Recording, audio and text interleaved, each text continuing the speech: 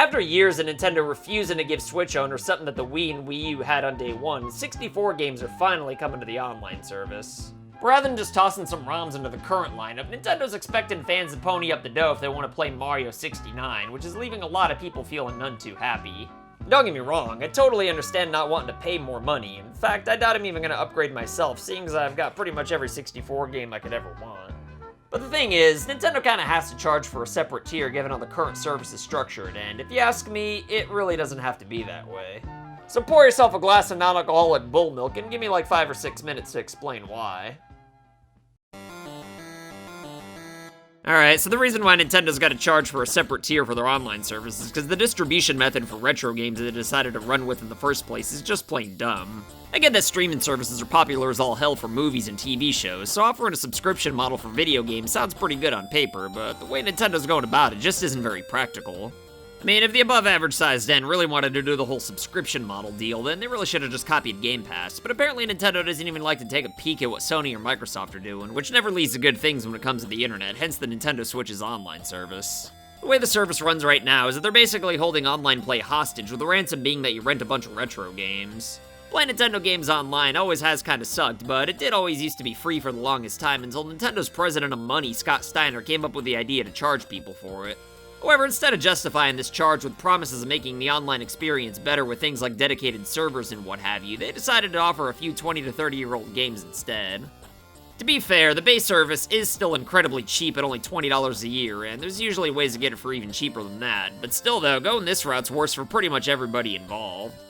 If Nintendo just charged a few extra bucks and improved the online play, then people still would have bought it, and I can say that with full confidence, because there's just no way in hell that there's more than like 5 people who are paying for the online service right now just to rent retro games. Especially when there's always going to be like a million other ways to emulate these games regardless of how many people Nintendo sues.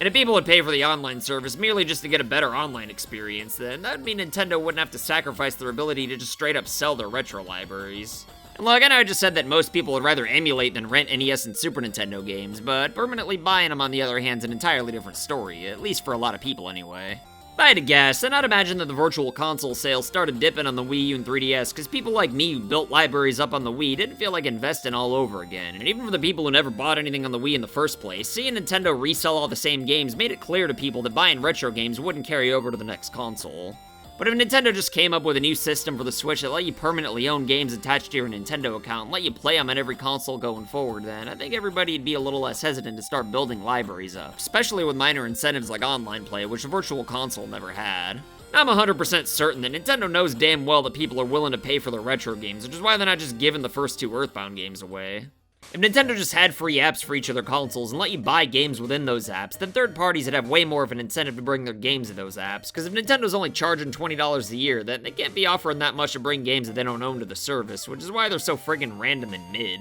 So I mean, under the current subscription model, the only way Nintendo could have added more content is to ask for more money. I mean, I guess they could have just stuck to adding first-party 64 games, since that is kind of what most of the library consists of anyway, and, well, yeah, that is probably what they should have done, at least from a financial standpoint anyway, because while Banjo Kazooie is a big friggin' deal to see on a Nintendo console again, I actually do think there are a lot of people who would have paid for a subscription service just to play F-Zero, Mario Kart 64, and eventually Smash 64 online.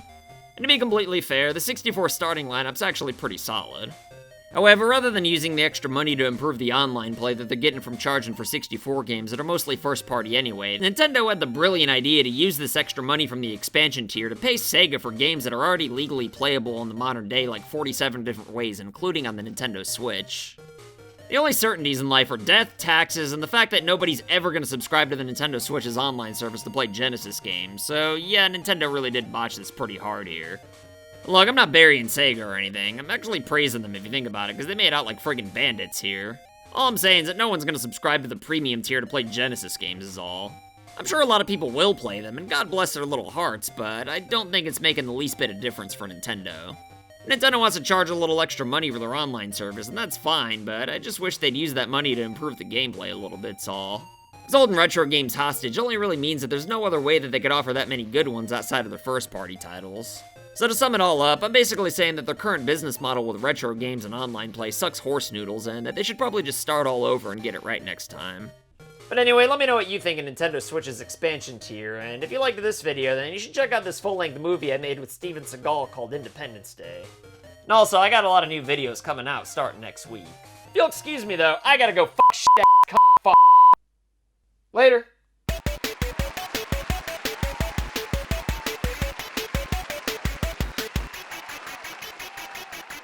So I want to say thank you to your loyalty, thank you for your support.